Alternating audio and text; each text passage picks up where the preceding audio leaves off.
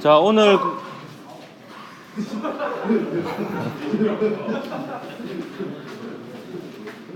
오늘 이제 단원이 바뀌어서 시공간의 새로운 이해 들어가도록 하겠습니다.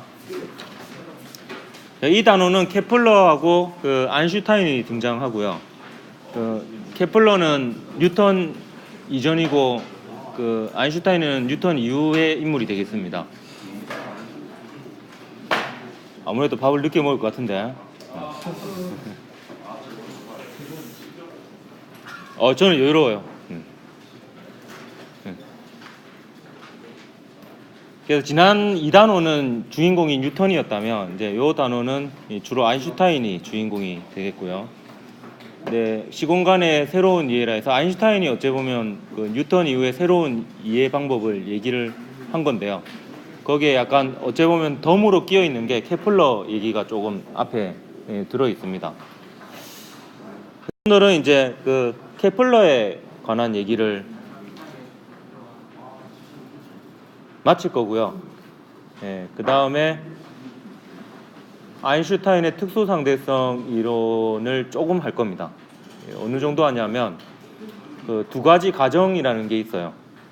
특수상대성 이론의 두 가지 가정에 대해서 얘기하고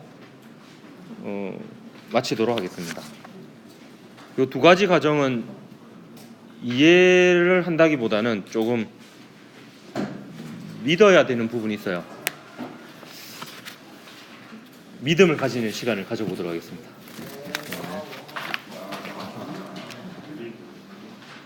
참고로 저는 종교가 없습니다.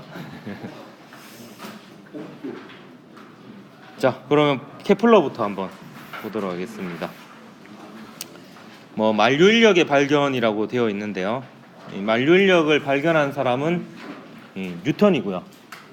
그래서 여기 뉴턴도 좀 잠깐 등장을 하게 될 겁니다. 근데 뉴턴 이전에 이제 영향을 주었던 인물이 이 케플러가 되겠습니다. 이 케플러에 관해서 과학사적 얘기를 잠깐 얘기를 해주면 케플러는 가난한 수학자였고요. 수학자이자 과학자였고요. 이 사람을 고용한 사람이 당대의 굉장한 부자였던 티코 브라헤라는 과학자입니다. 이 사람의 삶이 제가 추구하던 삶이었는데 일단 돈이 많아요. 돈이 많아서 섬을 하나 통째로 사가지고 거기에 천체 관측소를 짓습니다. 그래서 밤마다 별을 관측하면서 여유롭게 살았던 인물이에요. 취미로 한 거죠. 취미로. 심심해서. 돈이 많고 할 게 없으니까 심심해서 별을 본 겁니다. 하지만 실력이 매우 좋았어요. 당대 눈으로 관측하는 관측자 중에서는 1등이었습니다.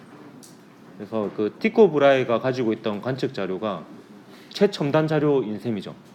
전체 관측 자료가. 티코 브라헤는 재능이 있었던 거죠. 돈도 있었고 재능도 있었고.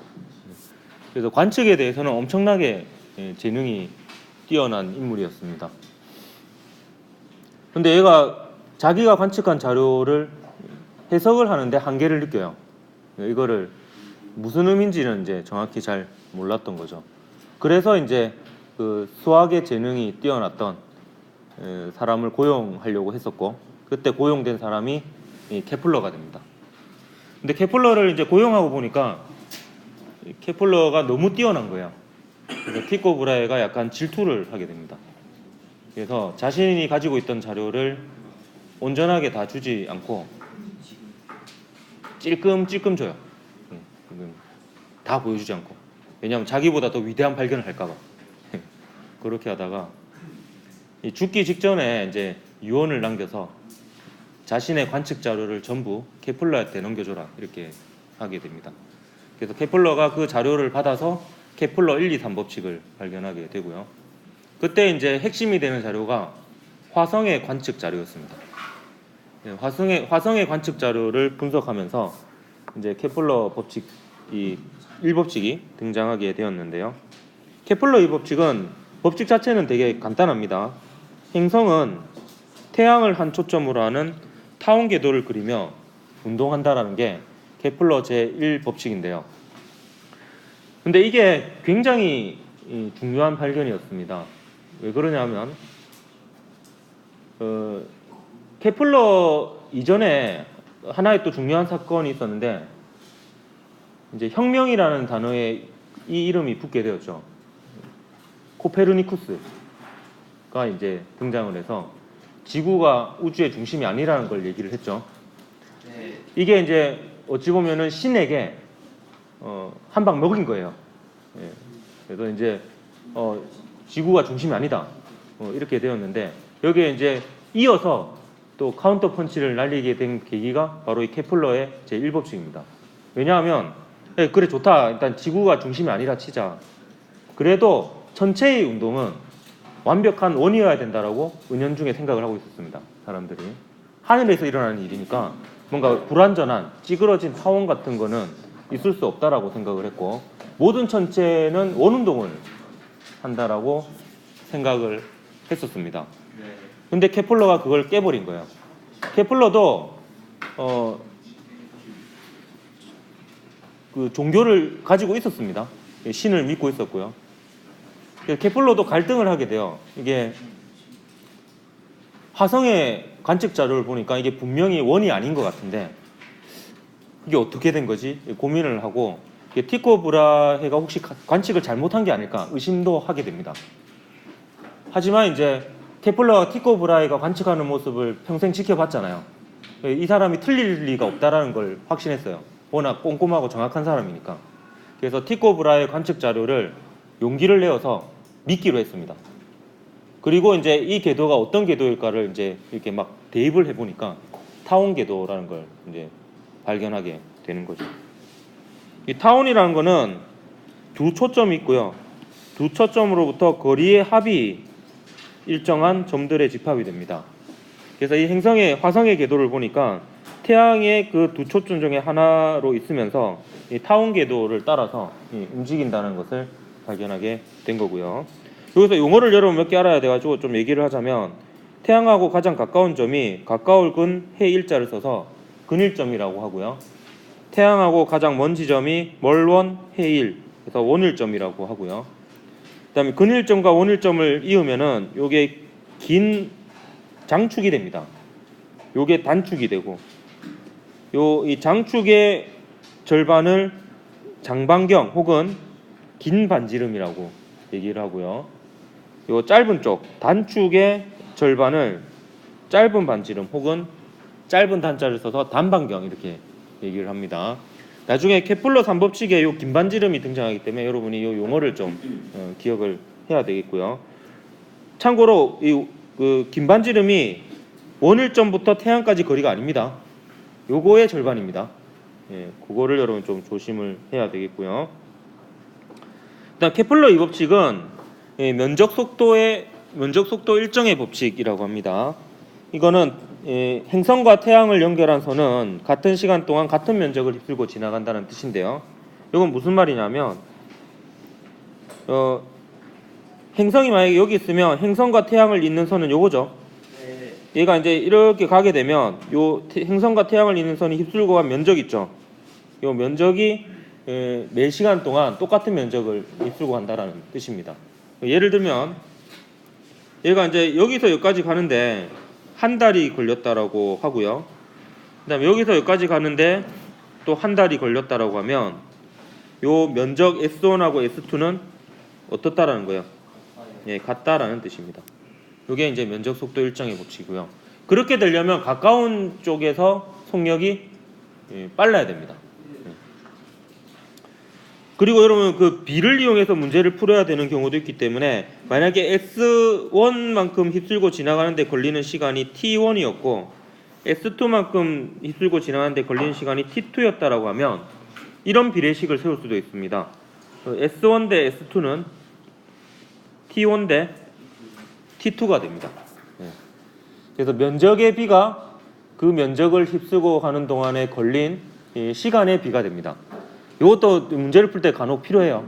그래서 면적의 비가 그 휩쓸고간 때 걸리는 시간의 비가 된다라는 거. 이것도 여러분 같이 기억을 해두기 바랍니다. 근데 케플러 법칙을 지금 계속 얘기하고 있는데 케플러 법칙은 한계가 뭐였냐면 케플러가 발견한 건 규칙성입니다. 이런 규칙이 있다라는 거고요. 근데 뉴턴이 더 위대하다고 얘기하는 이유는 뭐냐면 이러한 규칙이 왜 일어나는지에 대한 그 법칙을 얘기를 하고 있습니다. 그래서 뉴턴은 면적 속도가 일정해야 되는 이유를 얘기를 나중에 해줘요. 그거는 제가 조금 이따 뉴턴의 중력에 대해서 얘기를 하고 나서 또 추가로 조금 유연 설명을 하도록 하겠습니다. 그리고 같은 시간 동안 같은 면적을 휩쓸고 갔거든요. 이것도 수식적으로 여러분 참고로 좀 알고 있으면 좋겠는데 아주 짧은 시간 동안에는 얘가 휩쓸고 간 면적이 부채꼴에 근접합니다. 참고로 여기가 이제 태양이 있는 지점이고요. 여기 행성이 이제 이렇게 움직인다고 했을 때 짧은 시간 동안에는 이게 부채꼴이라고 볼 수 있고요. 그럼 이 부채꼴의 면적은 얼마가 되냐면 이 부채꼴의 반지름이자 이제 그 행성과 태양 사이의 거리가 되어 있고요. 이 순간에. 그다음 요 길이는 행성이 t초 동안에 휩쓸고 간 거리라고 보면은 얘가 한 행성의 속력 곱하기 시간 이렇게 되겠지. 그럼 요 면적은 얼마가 되냐면 부채꼴의 면적은 2분의 1의 반지름 곱하기 호의 길이죠. 그래서 2분의 1 r vt가 됩니다. 그럼 면적 속도라는 건 뭐냐? 시간분의 면적이 면적 속도예요. 그럼 요거 계산하면 t가 날라가죠. t가 날라고 뭐가 남냐면 2분의 1 rv가 남습니다. 요게 일정하다는 뜻이거든요.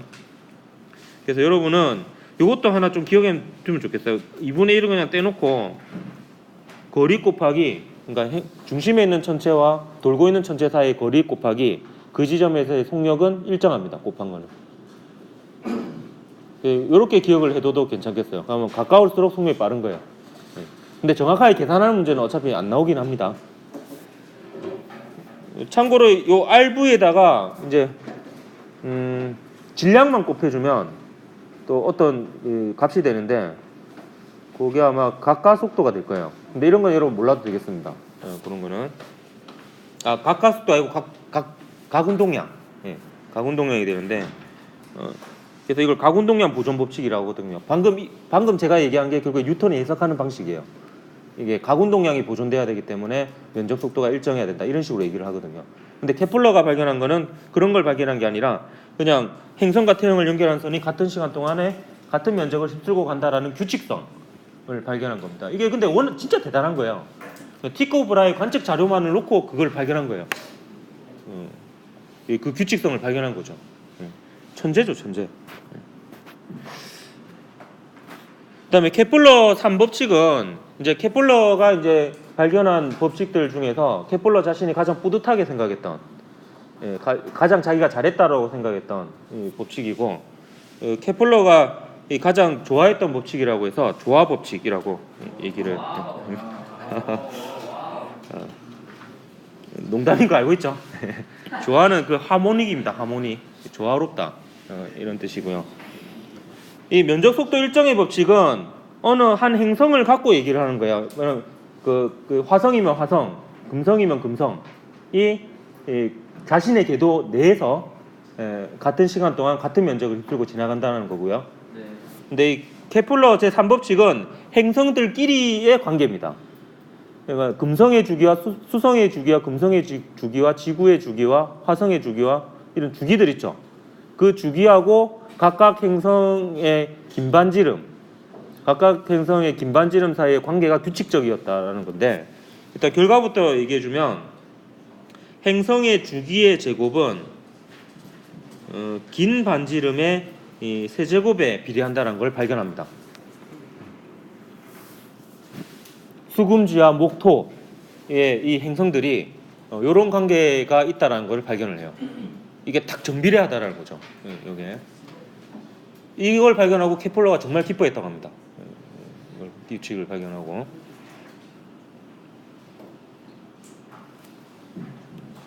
주기의 제곱은 긴 반지름의 세제곱에 비례합니다. 준비된 거니까 얘기할게요. 외우는 방법을. 항상 이런 거 할 때마다 저도 부끄럽습니다. 일단 좀 우아한 방법을 먼저 얘기해주면 이거 지우학 선생님이 가르쳐 주셨는데 주기가 두 글자라서 제곱이고 예. 그 다음에 김반지름이 네 글자에서 네 제곱이랑 망합니다. 장반경으로 기억하면 장반경이 세 글자죠.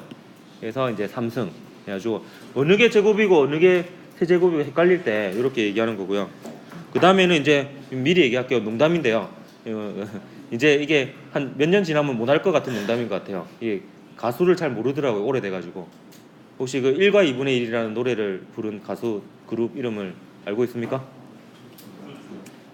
이번엔 다행히 알고 있네요. 갈수록 알고 있는 애들이 줄어들더라고. 투투 아삼? 넘어가겠습니다. 빠르게. 이건 적어줘야 되겠다. 이거는 행성의 공존 주기.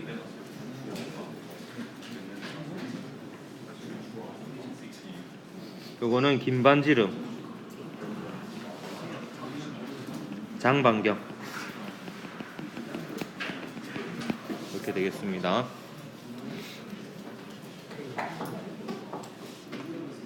자, 케플러가 이렇게 행성의 운동에 대해서 이런 규칙성을 발견을 했다면 뉴턴은 그 규칙성이 나타나는 원리를 발견한 사람이다 이렇게 볼 수 있겠습니다.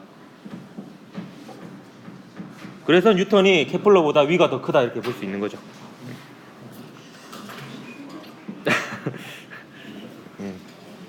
집중 안 하고 있네. 그 안 웃겨서 안 웃은 게 아니고 이해가 안 돼서 안 웃긴 거지. 네. 자, 뉴턴이 발견한 게 뭐냐면 질량을 가진 물체들끼리는 항상 서로 당기는 중력이 작용한다는 걸 발견한 거고요. 근데 뉴턴이 천상의 법칙과 지상의 법칙을 통합했다 그랬잖아요. 그 중에 하나가 이제 사과 얘기를 많이 듣잖아요. 사과가 이제 지상의 물체를 대변하는 거고 달이 천상의 물체를 대변하는 거거든요. 근데 결국에는 사과가 받는 힘이나 달이 받는 힘이나 똑같은 종류의 힘이라는 거죠. 같은 법칙으로 이제 설명이 가능하다는 겁니다. 질량을 가진 천체들 혹은 물체들끼리 주고받는 힘은 중력 혹은 만륜력이라고 얘기하고 중력 상수 곱하기 거리의 제곱 곱하기 두 물체의 질량의 곱, 거리의 제곱분의 두 물체의 질량의 곱 이렇게 되겠습니다. 근데 이 중력 상수가 워낙 작기 때문에 웬만큼 큰 질량이 아니고서는 이 중력을 느끼기가 힘든 거죠.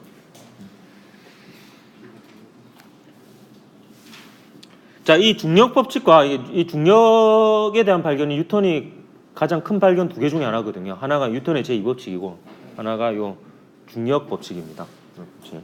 간발의 차이로 뉴턴이 그 다른 과학자에 앞서서 발견을 했다라고 하는데 그건 넘어가고요.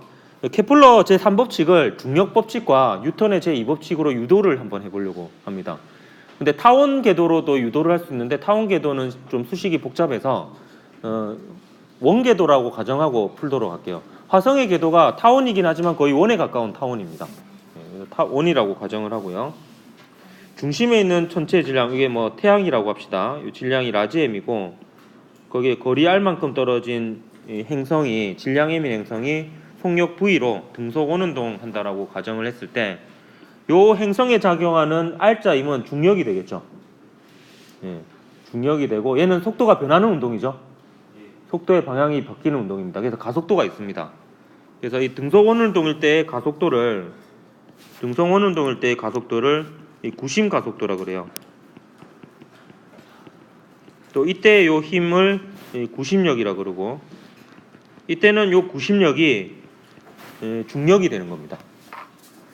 그러면 ma 꼴 f를 해볼 수 있겠지. 요 물체가 움직이고 있으니까 요 물체에 대해서 운동 방정식을 하는 겁니다. 그럼 요 물체의 질량 곱하기 구심 가속도는 중력 이렇게 쓸 수가 있겠죠. 그 식을 한번 써보겠습니다. 질량 스몰 m인 천체에 대한 방정식이니까 ma에서 m을 그 천체의 질량 스몰 m을 쓰고요. 구심 가속도의 크기는 요거는 유도 과정을 생략하고 바로 쓰겠습니다. 거리의 제곱분의 등속 원운동할 때 잘못했습니다. 거리분의 r분의 v 제곱입니다. 그 전체의 속력의 제곱 이렇게 되겠습니다. 요게 이제 구심 가속도예요. 등속 원운동할 때 90m 가속도의 크기가 왜 이렇게 되는지 궁금한 사람은 유튜브에 옥승환을 검색하게 되면요, 동영상 그 재생 목록에 물리2가 있어요. 거기에 들어가면 요 찾아서 잘 보면요, 왜냐하면 계속 찾다 보면 클릭 수가 늘어나기 때문에 찾다 보면 이걸 볼 수가 있습니다. 자, 요게 MA까지 쓴 거예요. 이게 합력이 되겠죠. 이 경우는 중력밖에 없죠. 그래서 이렇게 됩니다.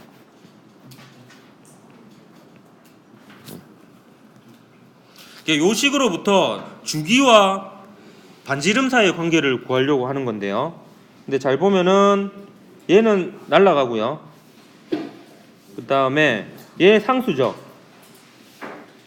얘 상수고 얘도 상수라고 볼 수 있어요. 왜냐하면 중심에 있는 천체는 안 바뀌잖아요. 얘 상수예요. 그럼 R하고 V가 남죠. 그래서 V를 주기가 들어간 다른 식으로 바꾸어서 집어넣으려고 해요. 근데 이 공전 속력이라는 것은 결국에 이 행성은요, 한 주기 동안에 한 바퀴 돌잖아요. 그러니까 한 주기 동안에 이동한 거리가 2πr이지. 그럼 V 대신에 얘를 집어넣으면 얘들은 상수잖아 또. 그지?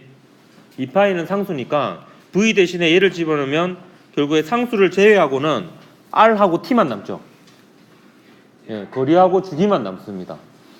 그래서 정리는 여러분이 한번 해보십시오. 정리를 해보면 주기의 제곱이 긴 반지름 반지름의 세제곱에 비례한다라는 법칙이 나와요. 얘네들은 상수고요. M은 엄밀히 얘기하면 상수는 아니지만 중심에 있는 천체가 같다면 상수가 되는 겁니다.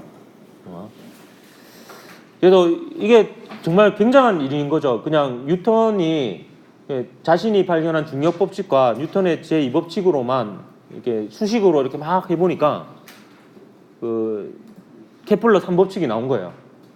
그래서 이론으로 그냥 예측이 가능한 거죠. 실제 관측 결과 일치하는 거죠. 이론으로 전개한 결과가. 그래서 뉴턴의 이론이 케플러 법칙을 포함하고 있다라고 얘기를 할 수가 있는 겁니다. 그걸 유도를 할 수가 있으니까. 조심해야 될 건 중심에 있는 천체는 같아야지 그 천체를 주위로 돌고 있는 천체들끼리 이 케플러 3법칙이 적용됩니다. 그러니까 태양 주위를 도는 행성들끼리는 케플러 3법칙이 적용되지만 태양 주위를 도는 행성과 목성 주위를 도는 위성은 서로 관계가 없습니다. 근데 목성을 도는 위성들끼리는 또 걔네들끼리 케플러 3법칙이 적용이 되고, 또 마찬가지로 지구를 도는 인공위성들이 있을 거 아니야. 그럼 그 인공위성들끼리 또 케플러 3법칙이 적용될 수 있습니다. 각각 그러면 요 앞에 있는 상수는 좀 달라지는 거죠. 중심에 있는 천체 질량이 달라지니까. 이렇게 해서 케플러 법칙을 마치고요. 아까 제가 요 케플러 2법칙도 결국 뉴턴의 이론으로 설명이 가능하다 그랬죠. 그 중에서 가군동량 보존은 은근슬쩍 그냥 얘기는 했는데, 그거보다도 여러분이 좀 이해할 수 있는 거는 에너지 보존으로도 이게 설명이 됩니다. 역학적 에너지 보존. 왜냐하면 이 경우도 요 행성에는 중력만 작용하니까 중력만 일을 하는 경우고요. 그래서 역학적 에너지가 보존이 됩니다. 근데 제가 위치 에너지 얘기할 때 천체의 위치 에너지에 대한 얘기는 안 했거든요. 지표면 근처의 물체 에너지, 지표면 근처의 중력에 의한 위치 에너지만 얘기했고, 천체들의 위치 에너지는 좀 식이 다릅니다. 다른데 공통점은 뭐냐면 모든 종류의 위치 에너지는 위치가 크면 위치 에너지가 커요. 그렇기 때문에 여기서 위치는 태양과 행성 사이의 거리거든요. 그럼 태양과 행성 사이의 거리가 가까우면 위치가 작은 거죠. 그럼 여기는 위치 에너지가 작아요. 그럼 운동 에너지 어떻게 되겠어? 큽니다. 그럼 얘는 위치가 크니까 위치 에너지가 어때요? 크죠? 그럼 운동 에너지는 작습니다. 그래서 에너지 보존으로도 그 빠르기를 얘기를 할 수가 있습니다. 자, 그러면 요 케플러 법칙과 관련해 하나 풀어보도록 하겠습니다. 요것도 그 조심해야 되겠지? 뜨끈뜨끈하죠? 추우면 요 부분을 찾고 있어. 작년 문제입니다. 자, 그림은 행성 주위를 원운동하는 위성 A 하고요. 그다음 타운 운동하는 위성 B를 나타낸 것입니다. 점 P는 A와 B의 궤도가 접하는 지점이고, 점 Q는 B가 행성으로부터 가장 먼 지점입니다. 행성으로부터 PQ까지의 거리는 각각 R3R이고 옳은 것을 골라라. 단 A, B에는 행성에 의한 만류인력만 작용한다. 뭐 이렇게 되어 있습니다. 기억 보면 B의 속력은 P에서 Q까지 운동하는 동안 P에서 Q까지 운동하는 동안 점점 빨라진다 했는데 P에서 Q까지 운동하는 동안 거리는 어떻게 됩니까? 멀어지죠. 그러면 위치 에너지가 커지고 운동 에너지는 작아지겠지. 그래서 속력은 줄어듭니다. 아니면 면적 속도 일정의 법칙으로 봐도 행성과 위성을 잇는 요선이 같은 시간 동안 같은 면적을 휩쓸고 가려면 가까울 때 빨리 움직여야 되죠. 그래서 멀어질수록 속력은 느려집니다. 기억은 틀렸죠? 자, 그 다음에 니은. 자, 이 문제가 있어서 앞에 내용이 있을 때 설명을 안 한 부분인데요. P에서 A의 가속도의 크기와 Q에서 B의 가속도의 크기를 물어보고 있습니다. 근데 가속도의 크기에 대한 얘기는 뭐 등속 원운동일 때 부심 가속도의 크기만 얘기했지 뭐 따로 얘기한 게 없죠. 근데 이 가속도의 크기에 대한 얘기를 보충 설명을 하도록 할게요. 가속도는 뭐로 구할 수 있냐면 뉴턴의 가속도의 법칙, 뉴턴의 제2법칙으로 구하면 됩니다. MA 꼴 F가 요 위성에도 적용이 됩니다. 그래서 MA 꼴 F를 해보면 MA는요 고민 없이 그냥 MA 이렇게 쓰면 됩니다. 예. 가속도가 있을 거 아니에요, 그 물체가. 예. MA 해놓고 여기에 작용하는 합력을 쓰면 돼요. 근데 위성은 뭐만 받아요? 중력만 받잖아, 만류인력. 이거 이꼴 만류인력 이러면 끝입니다. 만류인력을 써보면 제가 질량을 설정을 안 해놨네요. 요 행성의 질량을 라지 M이라고 하고 요 뭐 대표로 B를 놓고 얘기해 볼게요. B의 질량을 뭐 스몰 M이라고 할게요. 그러면 B에 대한 운동 방정식이라고 두면은 MA 이꼴 G에 R 제곱분의 M 이렇게 됩니다. 참고로 요 식은요, 요 식은 원에도 적용할 수 있고 타원에도 적용해도 무방합니다. 근데 이 앞서 신 요식 있죠, 요식 기억납니까? 예. 요식은 원에서만 적용되는 식이에요. 예, 원에서만. 근데 위의 식은 원이 아니어도 상관이 없습니다. 왜냐하면 요거 자체는 원운동일 때만 그 원운동일 때 가속도를 구하면 R분의 V 제곱이 되거든. 근데 타원일 때는 R분의 V 제곱이 아니에요, 가속도가. 하지만 가속도가 있잖아요. 그래서 그냥 A로 두면 돼요. A. 그냥 가속도의 크기만 물어볼 때는 그 위의 식을 세우면 됩니다. 그러니까 위의 식을 세우면 그 돌고 있는 천체의 질량은 관계가 없어져 버립니다. 이거 이제 얘네들이 상수가 되죠. 얘네 중심에 있는 천체는 같잖아요, 지금. 그러면 A하고 B가 질량이 다르더라도 거리만 같으면 가속도는 크기가 같습니다. 그래서 가속도의 크기는 거리하고만 관계가 있습니다. 중심에 있는 천체가 같으면. 그 돌고 있는 위성의 질량하고는 관계가 없습니다. 그렇기 때문에 지금 A의 가속도와 B의 가속도를 물어보고 있지만 A, B를 구분할 필요는 없고요. 위치만 보면 됩니다. 위치만. 그러니까 P에서 A의 가속도의 크기는 이 지점에서의 가속도인 거고요. 그다음 Q에서 B의 가속도의 크기는 이 지점에서의 가속도인 거죠. 그러니까 어디가 더 가까워요? A가 있는 P점이 더 가깝죠. 그러니까 P점에서의 가속도의 크기가 더 크다 이렇게 볼 수가 있습니다. 그럼 니은 맞나? 네, 맞네요. 자, 그 다음 디귿 공전주기를 물어보고 있습니다. 공전주기는 케플러 몇 법칙? 네, 3법칙으로 구하면 되겠습니다. 케플러 3법칙을 바로 적용을 해볼게요. A에 대해서와 B에 대해서를 써볼 건데, 근데 이런 케플러 3법칙 적을 때 비례한다라는 표현을요 이렇게 바꿔서 씁니다. 이렇게 뭐 그냥 비례상수를 하나 둬가지고 등식을 세워서 문제를 풀면 되겠습니다. 그럼 A의 주기 모르니까 TA라고 둘 거고 B의 주기도 모르죠. TB라고 둘 겁니다. 각각의 제곱은 긴 반지름의 세제곱에 비례하겠지. 근데 비례상수는 같죠? 네, 비례상수는 같고 중심에 있는 천체가 같으면 비례상수 같습니다. 그럼 A는 원운동이니까 그냥 반지름이 긴 반지름이죠. 그래서 이렇게 되겠고요. 자, B의 긴 반지름은요 요거 두 개 더한 거에 절반이 됩니다. 네. 그러면 얼마입니까? 2R이죠. 그래서 이렇게 세울 수 있습니다. 그럼 얘를 나누면 됩니다. 나누면 많은 것이 사라지죠. 나누면 TA의 제곱 나누기 TB의 제곱은 K하고 R의 3승은 소거가 되죠. 그럼 얘는 2분의 1의 3승이 되고요. 그럼 얘는 어떻게 해주면 돼요? 요 양변에 2분의 1승 해주면 되죠. 루트를 씌워주면 되죠. 양변에 2분의 1을 씌워주면은 정리하면 이렇게 되죠. TA 나누기 TB는 1 나누기 2의 2분의 3승이니까 이거 얼마입니까? 2루트 2분의 1이 되죠. 그럼 요거 정리하면 결국에 요래요래 곱해주면 되죠.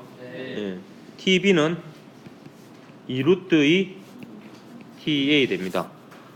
그래서 주기는 B가 A의 2루트 2배 맞죠? 주기는 B가 A의 2루트 2배. 그래서 D것이 맞아서 2D 4번이 답이었던 문제입니다. 다시 한번 복귀하면 이 계산 과정을 그냥 생각할게요. 요 식까지만 세우면 되죠. 주기의 제곱은 긴반지름의 세제곱에 비례한다는 식을 정확히 세워서 각 변끼리 좌변은 좌변끼리 우변은 우변끼리 나눠주면 주기사의 관계를 구할 수 있습니다. 이렇게 해서 법칙을 마치고요. 오늘은 그 특수상대성 이런 두 가지 과정까지 얘기를 하고 마쳐야 되겠습니다.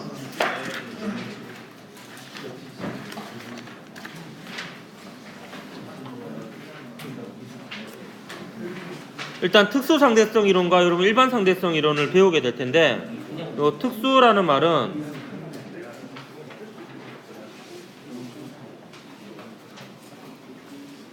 등속도 운동의 한정에서 이 이론이 적용이 됩니다. 그래서 특수한 상황이죠. 등속도 운동은 일반적으로는 속도가 변하잖아요. 그 속도가 변하는 까지 포함해야지 일반적인 거고, 속도가 일정한 경우만 다루는 이론이 특수상대성 이론이 되겠습니다. 이 특수상대성 이론이 그나마 일반상대성 이론보다는 쉽기 때문에 여러분은 더 자세하게 배우기 때문에 여러분은 특수상대성 이론이 더 어려울 거예요. 일반상대성 이론 대충 배우기 때문에 문제를 어렵게 낼 수가 없는 거고, 특수상대성 이론은 일반상대성 이론보다 쉽지만 더 자세히 배우기 때문에 문제는 어렵게 나오는 부분이 되겠습니다. 두 가지 원리가 있는데요. 이 두 가지 원리를 여러분이 받아들여야지 앞으로의 그 전개를 받아들일 수가 있습니다. 그래서 이게 믿음이 필요한데요. 특수상대교의 두 가지 교리다 이렇게 보면 되겠습니다. 일단 상대성 원리는 제가 3살 때 깨우친 원리인데요. 모든 관성계에서 물리법칙은 동등하게 성립한다라는 겁니다. 왜 제가 3살 때 깨달은지는 좀 이따 설명을 할게요. 일단 이 관성계를 좀 설명을 해야 되는데 이 문장 자체가 이해가 하나도 안 되죠. 일단 관성계는 좀 사실은 정확한 정의는 뉴턴의 제1법칙이 성립하는 게인데, 관성의 법칙이 성립하는 게인데, 그건 느낌이 안 오니까 등속도 운동하는 게라고 보면 되겠습니다.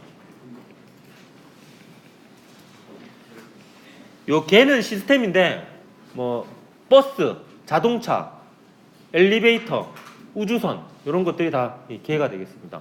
그래서 모든 관성계에서 이 관성계는 결국에 등속도 운동하는 버스, 등속도 운동하는 엘리베이터, 등속도 운동하는 비행기 뭐 이런 게 되겠습니다. 등속도 운동하는 기차 이런 게 되겠습니다.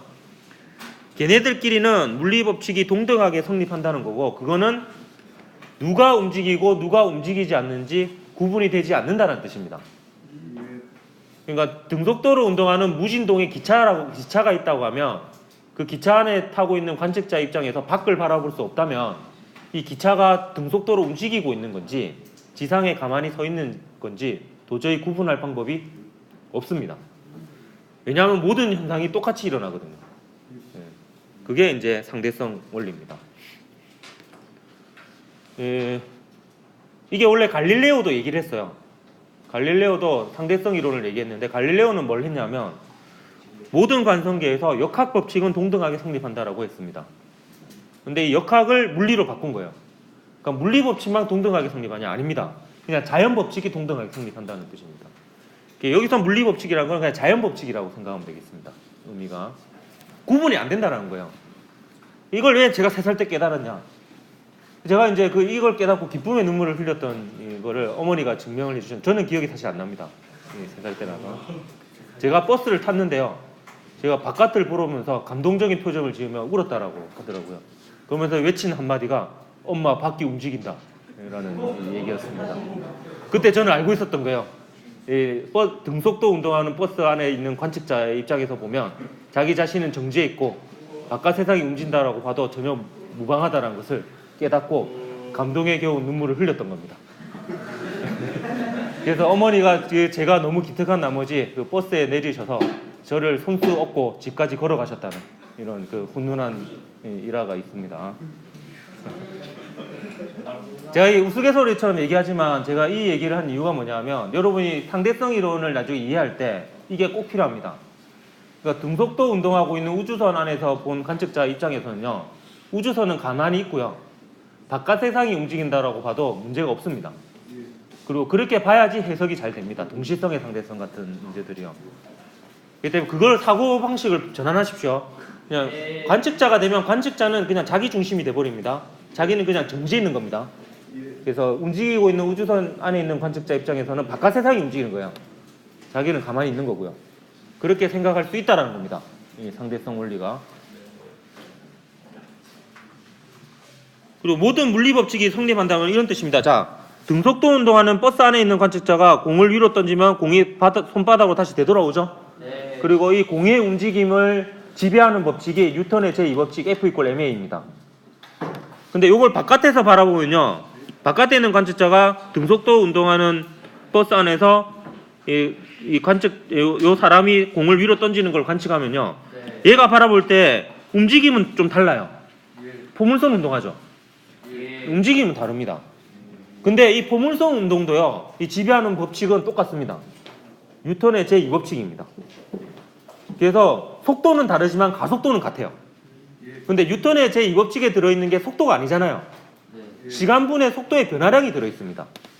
그래서 속도는 다르지만 운동 상태는 다르지만 그 운동을 지배하는, 운동의 변화를 지배하는 법칙인 F=ma, 가속도는 똑같다는 거예요. 가속도는 힘도 똑같고요. 힘하고 가속도는 똑같잖아요. 네. 그 질량도 똑같고요.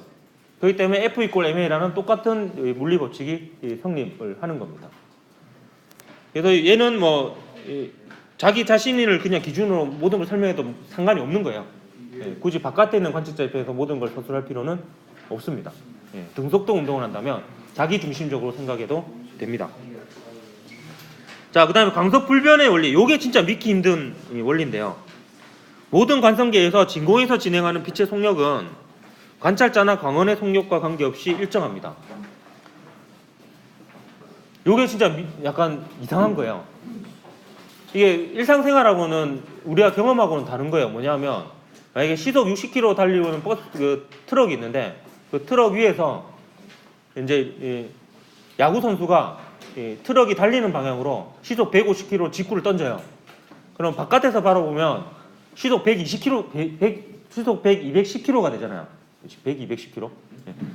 시속 210km가 되잖아요. 근데 빛은 다르다라는 거예요.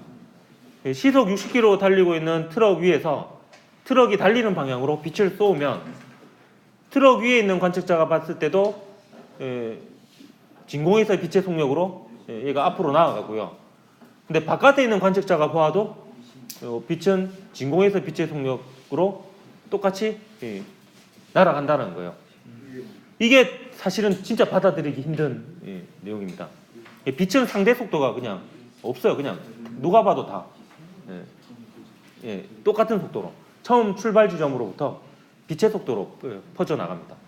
빛은.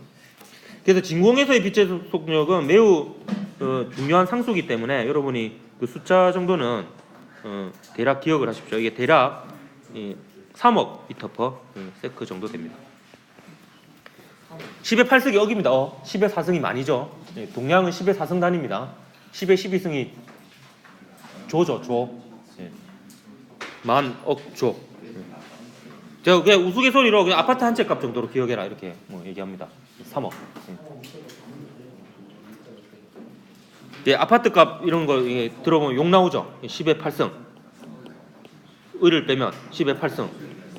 예. 3억 미터 퍼 세컨드. 뭐 숫자를 뭐 물어보진 않습니다. 그래도 기본적으로 중요한 상수니까 뭐 기억을 했으면 좋겠고, 요 두 개를 믿어야지 앞으로 하는 얘기들을 받아들일 수가 있습니다. 그래서 다음 시간까지 요 특수 상대교의 두 가지 교리, 상대성 원리와 강속 불변의 원리에 대한 믿음을 가지고 올 수 있도록 믿습니까? 네. 자, 다음 시간에 마이커슨 원리 실험부터 해가지고 특수 상대성 이론의 이제 여러 가지 현상들에 대해서 얘기를 시작하도록 하겠습니다. 수고했습니다.